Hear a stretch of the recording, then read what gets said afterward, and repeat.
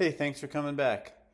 Today we're going to look at my latest addition to the shop, and that's this laser engraver that allows me to do things like a 3D etch into a blade. It also works great for adding touch marks or any other markings on a blade you need without having to go through the electro etching process that I used to use. In order to get these results, like most things, we have to start off with a lot of prep work, and that starts with prepping the art. To start the process, we take the art supplied by our client and we have to create something called a depth map from it.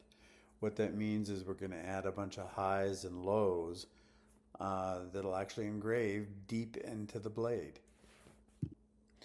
To create the 3D image or the depth map we need, we're going to use a piece of software called Sculpt OK.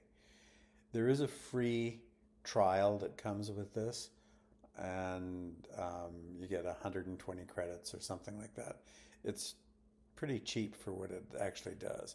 We start off with selecting the original image that we want to create a depth map from. We'll load it up into the software, and there's a couple options for, is it line art, is it a photo, cleaning up the background, those type of actions. So we want to make sure that we've got no background. We're going to select this as line art. We want to create a depth map. And when we click on this, we're going to find that it's going to create 4 options for us. It does take a few minutes to do. Once we actually get our images, we're going to be able to select which ones we want. It starts off with a very coarse base one, and then it'll start filling in the other ones. After all of the images appear, it's got some nice little features where we can actually preview each of them. It does use AI to generate these, so sometimes you have to go through all the different options to see which one's actually going to look best. But here you can see in 3D what it's actually creating.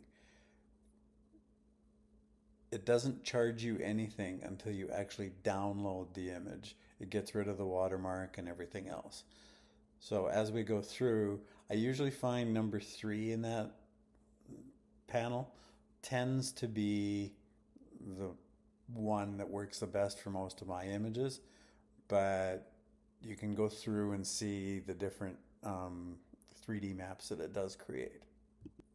Once you have downloaded it and paid your credits for it, you can download it as many times as you want or change the actual image. But here I've actually done the skull that goes on the one side and the owl that goes on the other side of the blade. So to create those images, what we have to use is the Laser Pecker software package. We create a new project, and then we're going to import our images and then center it, align it, size it, and then go over to picking the magic settings. The 4 basic settings are the resolution, the type of laser, i.e. the frequency that the laser is going to run at, whether it's the diode laser or the fiber laser, the power, and the depth. Power and depth don't translate to what you think they are. Both of them combined will dictate how deep the etch is, and you can actually burn all the way through the steel. It takes a lot of trial and error. I probably messed around with this for 2 months before I finally got settings that seemed to work. So once we've got our settings done, we're actually going to dictate what we're going to do with the image. And we can do it as line art, or we can do it as a 3D image. It's going to create 255 layers of the image, the depth map that we created based upon the grayscale of that image. So it'll show up black. You can set the preview to show any one of the individual layers, but it's actually going to engrave 255 times. Once we've got that set up, we need to actually export it to a thumb drive so that we don't have to go back and forth between the machine and the laser 255 times. It's a long process to start with, so we want to cut down the time it takes. This one took about 4 hours. Now you can cut that time down by buying a stronger laser or by going with a lower resolution. So I've saved the image to a thumb drive. So let's head into the shop. Okay, so what we've done now is we've created our file. We've put it on this little flash drive that I've put in the back of the machine. The reason we're doing that is I could print it directly from the laptop. It takes a lot longer because it's effectively printing that beaver skull image 255 times, each individual layer all the way through the image. If it spends time going back and forth across the wire, it takes a lot longer. Even as it is right now, it's going to take 4 to 5 hours would be my guess. The deeper you want to etch, of course, the more time it takes, because really what it's doing is it's just burning away the steel. So we've put our USB stick in the machine. What we're going to do is then go over to our software, pull up the flash drive, and go find our file. First thing we're going to do is preview,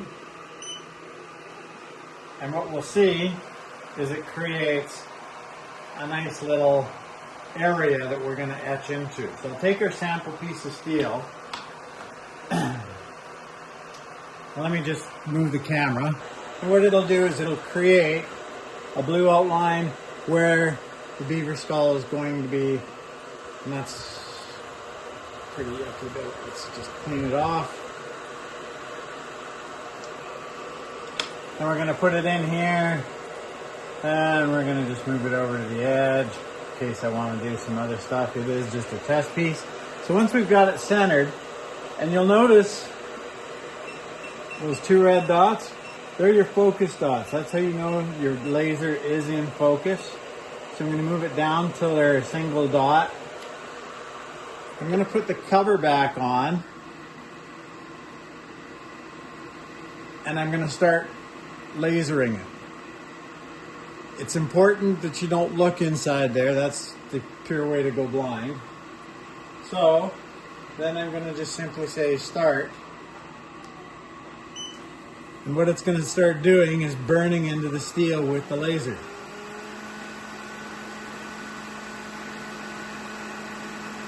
And 4 or 5 hours later, we will have a beaver skull burnt into the steel. I've cut a whole bunch of time out here. It just literally, that's all you see is a little shiny dot moving around the steel. But when we take it out, be careful, it can be hot. It's burning away that steel. But we do come up with a really, really nice 3D engraving on a piece of steel. You can feel it, it's deep. You can use it to add touch marks, any text you want, like we did on the blade at the start of the video. So if you liked it, like and subscribe. Any questions, please ask.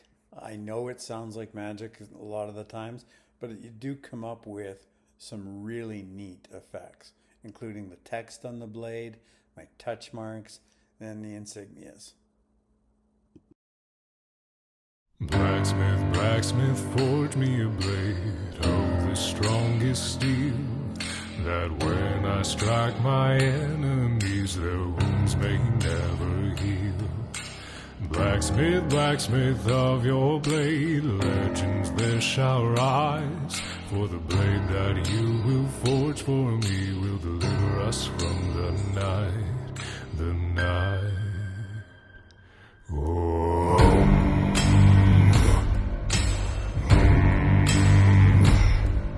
Strike, turn, hammer and burn, the bellows teach and the fires burn. Iron, oil, temper and toil, the forge ain't hot if you